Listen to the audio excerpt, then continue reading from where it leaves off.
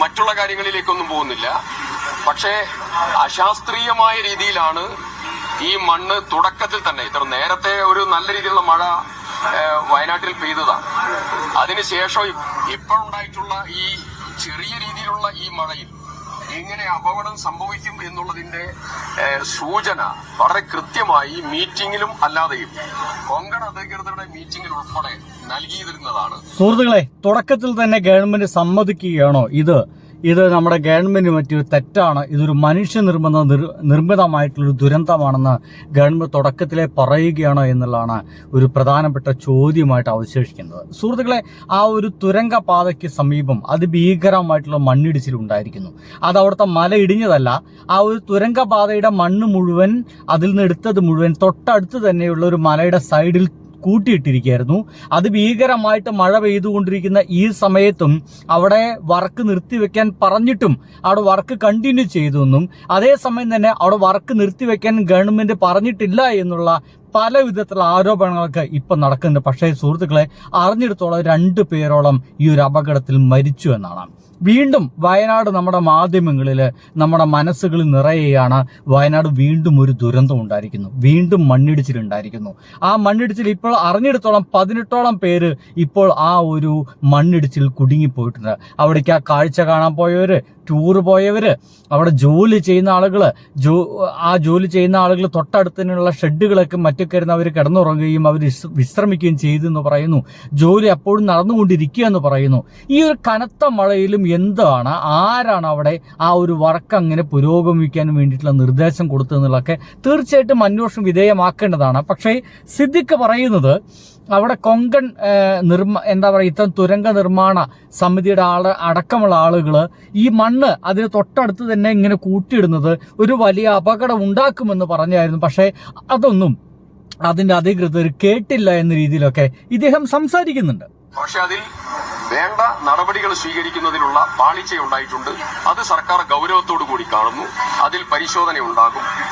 എന്തുകൊണ്ടാണ് ഇത് സംഭവിച്ചത് എന്നുള്ളതും അതിൽ നിർദ്ദേശം അനുസരിച്ച് മുന്നോട്ട് പോകാതിരുന്ന സാഹചര്യവും ഗൗരവമുള്ളതാണ്. അത് സർക്കാർ പരിശോധിക്കുന്നതാണ്. ബഹുമാനപ്പെട്ട എന്തായാലും ഇത് അതിഭീകരമായിട്ടുള്ള ഒരു സംഗതി തന്നെയാണ്.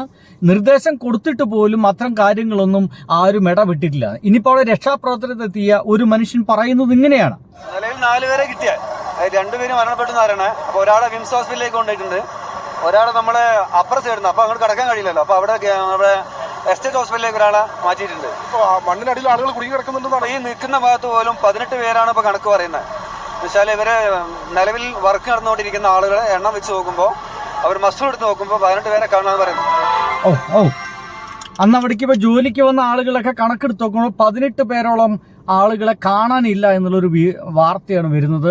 ഇതിന്റെ ഈ ഒരു മണ്ണിടിച്ചിലിന്റെ ഒരു തുടക്കം എന്നൊക്കെ പറയുന്നത് അതിഭീകരമാണ് കേട്ടോ. എന്നാൽ അതേസമയം തന്നെ ഇതേ സ്ഥലം ഈ ഒരു മണ്ണിടിച്ചിലിന്റെ കുറച്ച് മണിക്കൂറുകൾക്ക് മുമ്പ് ഉള്ളൊരു ദൃശ്യം ഇതാ ഇങ്ങനെയായിരുന്നു.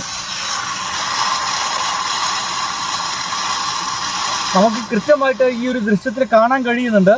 അവിടേക്കുള്ള വഴികൾ ഇതൊക്കെയെല്ലാം ഇപ്പൊ ചളിക്കുളമായി മാറിയിട്ടുണ്ട്. ഇതാ ആ നീല നിറത്തിൽ കാണുന്ന തൊട്ടിപ്പുറത്തെ ഇടതുവശത്ത് കാണുന്ന ഭാഗങ്ങളാണ് ഇടിഞ്ഞു പൊളിഞ്ഞിങ്ങോട്ട് വന്നിട്ടുള്ളത്. ഇതിന്റെ വലതുവശത്താണ് നമുക്ക് അറിഞ്ഞെടുത്തോളം ആ തുരങ്കപാതയുള്ളത് എന്നുള്ളതാണ്. എന്തായാലും ഇതാണ് ഇവിടുത്തെ ദൃശ്യങ്ങൾ. അതിഭീകരമായിട്ടുള്ള കാഴ്ചകളാണ് ഇപ്പോൾ അവിടെ നടന്നുകൊണ്ടിരിക്കുന്നത്. ഒരു പ്രദേശം മുഴുവൻ ഒറ്റപ്പെട്ട നിലയ്ക്കാണ് വരുന്നത്. എന്തുകൊണ്ടാണ് വയനാട് ഇങ്ങനെ നിരന്തരമായിട്ട് ഇത് സംഭവിക്കുന്നത്? വയനാട് അത്രയ്ക്ക് ഭൂമി ഒരു ലോല പ്രദേശമാണ് എന്നുള്ള കാര്യങ്ങളൊക്കെ ചർച്ച ചെയ്യപ്പെടേണ്ടിയിരിക്കുന്നു. ഒപ്പം തന്നെ ഇപ്പോൾ ഈ വർക്ക് നടന്നുകൊണ്ടിരിക്കുന്ന ഈ സ്ഥലത്ത് അവിടെ വർക്ക് തുടരാൻ പാടില്ല എന്നും അത് ഒരിക്കലും ഇങ്ങനത്തെ വർക്കുകൾക്ക് യോജിക്കുന്ന ഒന്നല്ല എന്നൊക്കെ മുന്നേ തന്നെ ചർച്ചകൾ ഉണ്ടായിരുന്നു കേട്ടോ. ദീപക് മോഹൻ സ്ഥലത്തെത്തിയിട്ടുണ്ട്. ദീപക്, ഇപ്പോൾ ആ പ്രദേശത്തിന് അടുത്തേക്ക് ദീപക് എത്തുകയാണോ? എന്താണ് അവിടുത്തെ കാണാനാകുന്നത്? ഇപ്പോൾ എത്ര തൊഴിലാളികൾ അതിനകത്തുണ്ട് എന്നുള്ളതാണല്ലോ ഏറ്റവും വലിയ ആശങ്ക. അവിടെ എന്തായാലും 18ഓളം തൊഴിലാളികളാണ് ആ ഭാഗത്തുള്ള എന്നാണ് ഇപ്പോൾ നമുക്ക് കിട്ടുന്ന വിവരം. അതേസമയം തന്നെ തൊഴിലാളികൾ അടക്കമുള്ള ആളുകളെ അവിടുന്ന് ലേബർ ഷെഡിൽ നിന്ന് പുറത്തേക്ക് കൊണ്ടുവരുന്നുണ്ട്. നമുക്ക് കാണാം, ഇതര സംസ്ഥാന തൊഴിലാളികൾ അടക്കമുള്ള ആളുകളാണ് ഇവിടെ ഇതിന് നിർമ്മാണ പ്രവൃത്തിയുമായി ബന്ധപ്പെട്ട് വന്നിരുന്നത്. അവരൊക്കെ തന്നെ ആ ഭാഗത്തു നിന്ന് രക്ഷാപ്രവർത്തകർ വടം കെട്ടി അവിടെ നിന്ന് പുറത്തേക്ക് കൊണ്ടുവരുന്നുണ്ട്. അതിന് തൊട്ട് പിൻഭാഗം അതിൽ പെട്ടുപോയ ആളുകളൊക്കെ മഹാഭാഗ്യവുമാണ്, അവരതിൽ നിന്ന് രക്ഷപ്പെടുത്തുകയാണ്. എത്രത്തോളം ഉയരത്തിലാണ് മണ്ണ് പതിച്ചതെന്ന് നമുക്ക് ദൃശ്യങ്ങളിൽ നിന്ന് കാണുമ്പോൾ ശരി, അവിടെ പെട്ടുപോയിരിക്കുന്ന തൊഴിലാളികളെ പുറത്തെത്തിക്കുന്ന ദൃശ്യങ്ങളാണ് ഇപ്പോൾ നമ്മൾ തത്സമയം കണ്ടുകൊണ്ടിരിക്കുന്നത്. ദീപക് അതിൽ കൂടി വ്യക്തത വരുത്തേണ്ടതുണ്ട്. ദീപക് ഇപ്പോൾ അവിടെ അവർക്കൊന്നും അപകടം സംഭവിച്ചില്ല. ആ ഒരു മണ്ണിടിച്ചിലിന്റെ ഇടയിൽ പെട്ടുപോയ ആളുകളെയാണ്, അതല്ലാതെ അവർക്ക് അപകടം സംഭവിച്ചിട്ടില്ല.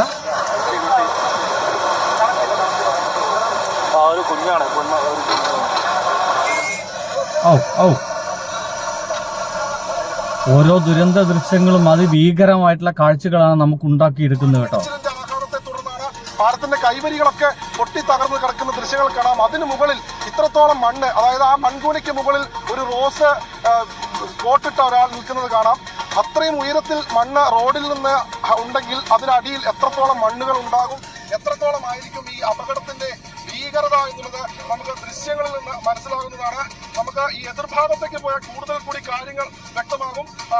ധോണി ഈ ഭാഗത്തേക്ക് തിരിക്കുകയാണെങ്കിൽ, അതായത് ഇതാണ് മീനാക്ഷി പുഴ എന്ന് പറയുന്നത്. ഈ പുഴയിലേക്ക് എതിർഭാഗത്ത് ഈ മണ്ണിടിച്ചിൽ ഉണ്ടായ സ്ഥലത്തു നിന്നുള്ള ചളിവെള്ളം ചളി എന്തായാലും അത് ഭീകരം തന്നെയാണ്. അതിഭീകരം നിലത്ത് ഒരു രക്ഷ പറയാനില്ല. അത് എന്താ പറയാ, അത് നമ്മുടെ വയനാട് ഇപ്പോൾ പല ആളുകളൊക്കെ പറയുന്നത് ഇപ്പോഴറിയാം ഈ ഗവൺമെന്റിന്റെ ഇവരെ കഴിവിനെ കുറിച്ചൊക്കെ നമുക്ക് ഇപ്പം അറിയാം. പിണറായി ഗവൺമെന്റ് ആയിരുന്നെങ്കിൽ അങ്ങനെയാണ്, VD സതീശൻ ഗവൺമെന്റ് ഇങ്ങനെയായിരുന്നു. അത്തരം ചർച്ചകൾക്കൊന്നും ഒരു ആവശ്യമില്ലാത്ത വിലയില്ലാത്ത ചർച്ച നിങ്ങൾക്ക് തോന്നിപ്പോകുന്നു. വളരെ പെട്ടെന്ന് ആ കുടുങ്ങി കിടക്കുന്ന ആളുകളൊക്കെ രക്ഷപ്പെടുത്തുക. ഇത് ഗവൺമെന്റിന്റെ മേലേക്ക് ചാർത്തുന്നതിന് ചില ആളുകൾ നിർദ്ദേശം കൊടുത്തിട്ടും അവിടെ വർക്ക് തുടർന്നു എന്ന് പറയുന്നുണ്ട്. എന്നാൽ അതേസമയം തന്നെ ആരാണ് അവിടെ ഈ ഒരു മഴയത്ത് നിർദ്ദേശം കൊടുത്തത് വർക്ക് തുടരാമെന്ന് പറയുന്നുണ്ട്. എന്നാൽ അതേസമയം തന്നെ അവിടെ മണ്ണ് കൂട്ടിയിടരുതെന്ന് പറയുന്നുണ്ട്. സിദ്ദിഖ് തന്നെ ഇതൊരു മനുഷ്യനിർമ്മിത ദുരന്തമാണ് എന്ന നിലയ്ക്കൊക്കെ ഇതിനെ വർത്തമാനത്തിലേക്ക് എത്തിച്ചിട്ടുണ്ട്. എന്തൊക്കെയായാലും സുഹൃത്തുക്കളെ, അതിഭീകര കാഴ്ചകൾ വീണ്ടും നമുക്ക് ഓരോ വർഷവും ഓരോ മഴക്കാലത്ത് നമുക്ക് കേൾക്കേണ്ടി വരുന്നു ഈ ഒരു വയനാട് എന്ന് പറയുന്ന പ്രദേശത്ത് എന്നുള്ളത് വളരെ സങ്കടം നിറഞ്ഞൊരു കാഴ്ച തന്നെയാണ്. എന്തായാലും വളരെ പെട്ടെന്ന് തന്നെ കുടുങ്ങിക്കിടന്ന ആളുകളൊക്കെ രക്ഷപ്പെടുത്തുവാനും അവർ സാധാരണ ജീവിതത്തിലേക്ക് വരുവാനും കഴിയട്ടെ എന്ന് വിചാരിക്കുന്നു. ബൈ.